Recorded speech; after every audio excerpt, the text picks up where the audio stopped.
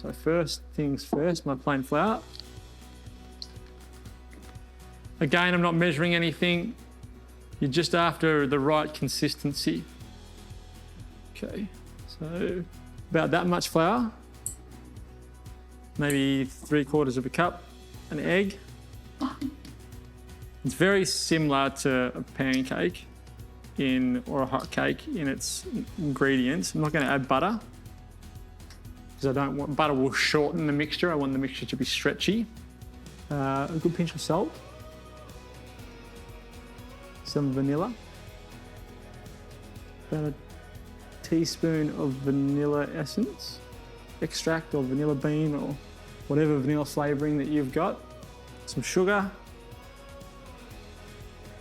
And then some milk.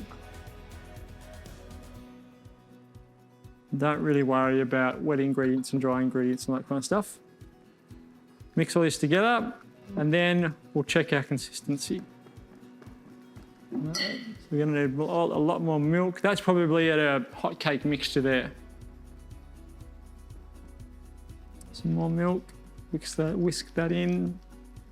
This time we do want to whisk out all the lumps. We want it to be a nice, smooth consistency. All right, so you want to taste it now. So that's more like sort of thickened cream, slightly between thin cream and thickened cream. Like a paint consistency. That's what you're after. Taste and just check for salt and sugar. Make sure I've got enough of each in there. Yep. Perfect. Okie dokie. Pan on. I want that to get nice and hot. Because they're thin, they're going to cook really quickly, so you can have it nice and hot so you get some of that golden colour. And it's going to cook through really quickly because it's so thin. So you can have it be quite hot. Now, the way in which you put the batter into the pan is completely different as well. Normally you would just pour it in, it would sort of, because it's thicker, it would slowly make its way out, but it would cook as it's going, and then it would start to rise up. This time you want to put a little bit in and then turn the pan around so you cover the whole base of the pan and get a nice thin sheet.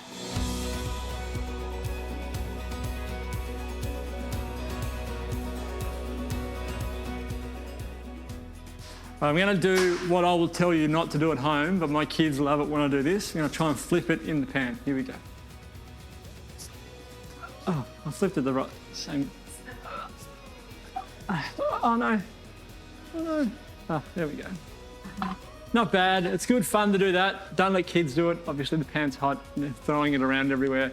But it is, my kids get a real kick out of flipping. And crepes are a lot easier than pancakes to do the flips with. So give it a go at home. You need a non-stick pan though, or make sure it's not stuck. Once you turn it over, it's going to be pretty much cooked through at this stage because it is such thin batter and you have got quite a high heat. So you're just colouring the other side of it really. Once that comes out, you can start your next one.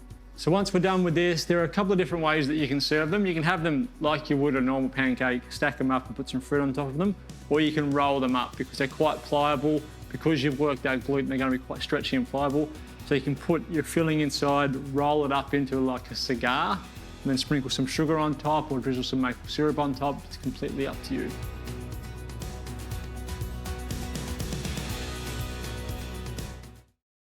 So that's 3 crepes done. You'll always get, well, you should probably get about the same amount of crepes to pancakes per batter because the batter's going to be thinner, but it should always equal out about the same.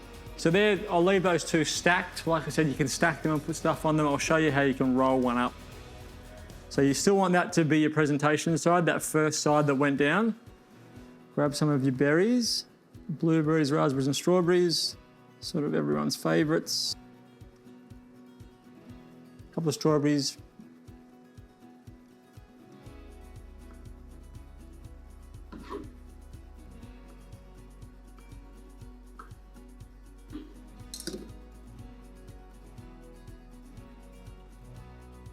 You can serve these with cream if you wanted to.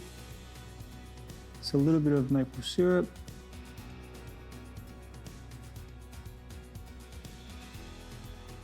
Yum, yum, yum. Now roll it up.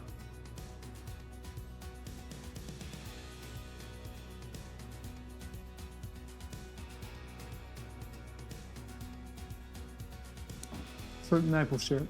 If you haven't tried it before, try it. It's really yummy. All right.